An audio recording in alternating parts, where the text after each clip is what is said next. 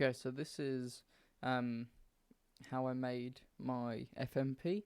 I'm going to be breaking down my processes and how I've made it. So this is me. I've just jumped straight into Premiere Pro with my project open. If we take a look at the timeline here, we can just see this is the edit. It's only around 6.5 minutes long. It may look a bit complicated, but I will talk through it, and we'll tell you how it goes. I do recommend scrolling up and watching the previous video, which will be my FMP. I feel like if you watch that, you'll probably better understand this a lot better. But my first major issue, and this is where I can break down on it. If I just hit play and let you guys listen. I know when lockdown first started. Already you can hear the audio. The audio was a big problem for me, not by choice. I borrowed some equipment from the college, and when I plugged it all in and set it up, although I thought it was correct, obviously it hadn't been. The gain had been set too high on the microphone. This had been downsampled to try and actually make it bearable, but even then it's still, yeah. So that's the reasoning behind that. I'm just gonna have to deal with it. Hopefully it doesn't affect the mark too much. But enough about that. We'll talk about the actual FMP. Just going along straight away, all I've done so far is, as I said, just downscaling the audio levels of me talking, just so they're not, like a blast to the ears, and you can actually hear what I'm saying without it being too loud. If we then go along to the first effect, that's just the logo. I'll play it out for you. And then after like the first few months, we were like, Jesus. Now this is a pretty simple technique. This is just with like key markers, just from opacity. Basically, what you'll do is whatever image you'll set up. As you can see, I have these little dots everywhere, and you'll be like, what are they? All they are is it's telling the video. So from right now, this clip is at 0%, and then as we get to around here, it will start to show up, and then it's at 100% there, and then it goes away again to play into this next clip.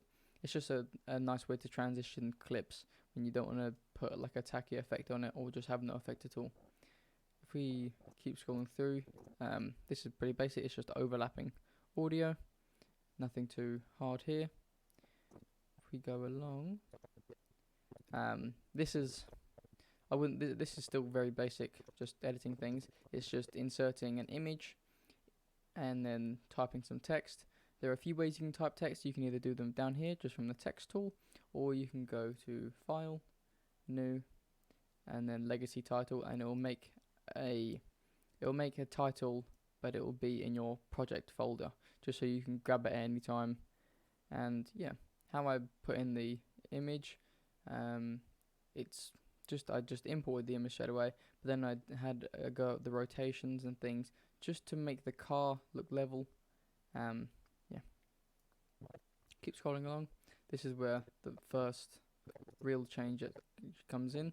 This is to show what we're sort of talking about, just the life of lockdown, and this is just some photos from lockdown.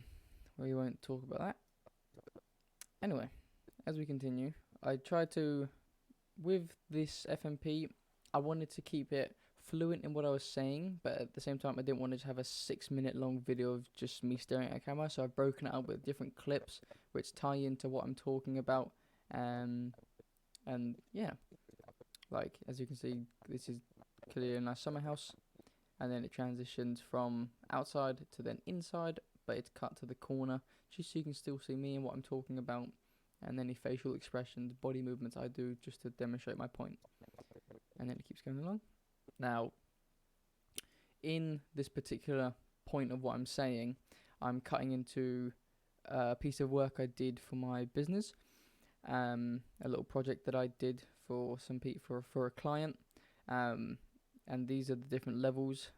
This is, if I show you, all this is, as you can see, there's a dip in the pattern. These are your audio levels and how loud it plays.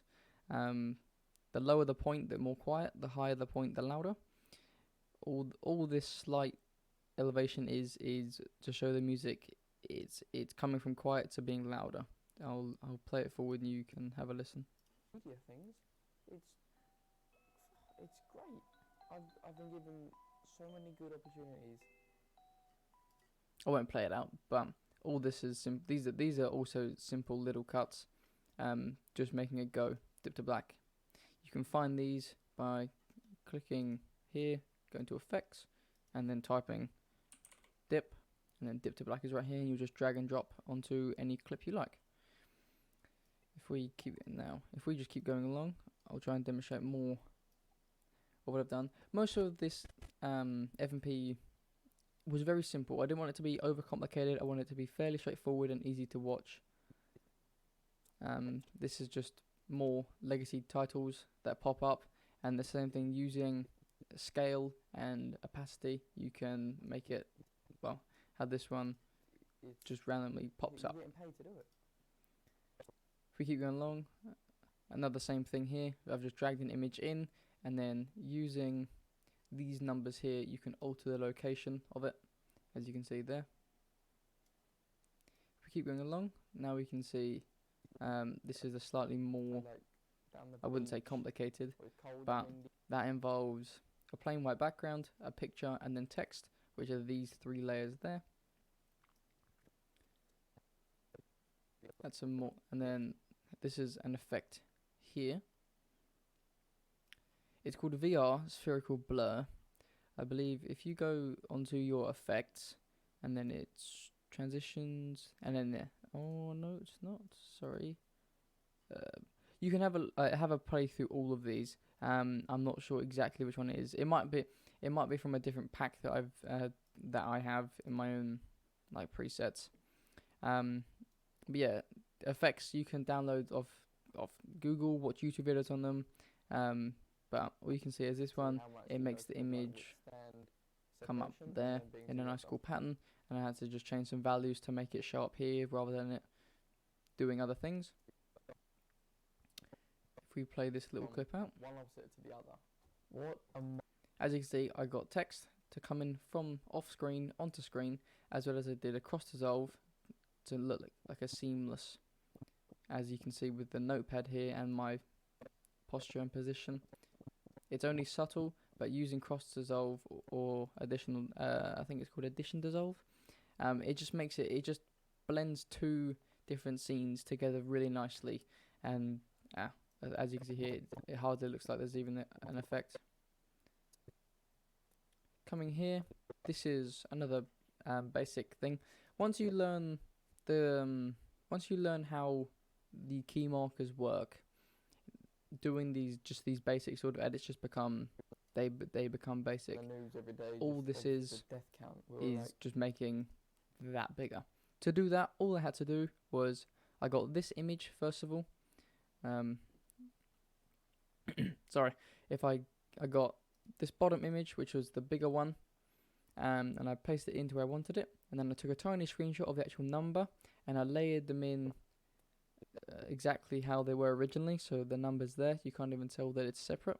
And then as it plays along, I've just messed around with the scale as you can see right here, and then if we keep going, it goes to a much bigger. It's all it is. It's little effect, but it stands out to make emphasis on what I'm talking about. There's the same thing, more pictures on the side. There's a lot of them just to break up. As you can see, there's another tiny little transition there. What's going on, and we're like, it's very seamless. This is crazy. Yeah, I do think it's a very good transition. If I'll show you dissolve, you've got cross dissolve and additive dissolve.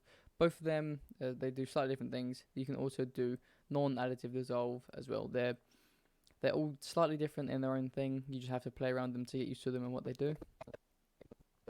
This is a clip that's been played over it. As you can see how the audio is on different channels. These are just your different channels, and then when you make a project, it might not look like this. You might not be able to drag these levels up and down. To do that, all you'd have to do is come over to the left side, and when this icon pops up, you can then drag as to how big you want them. So I can make this massive, or I can make it really small. You just want to make it big enough to where you can edit the levels. If we keep going along, what comes up here? This is more things. It's just clips on the above layer, rather than the layer of my cell phone.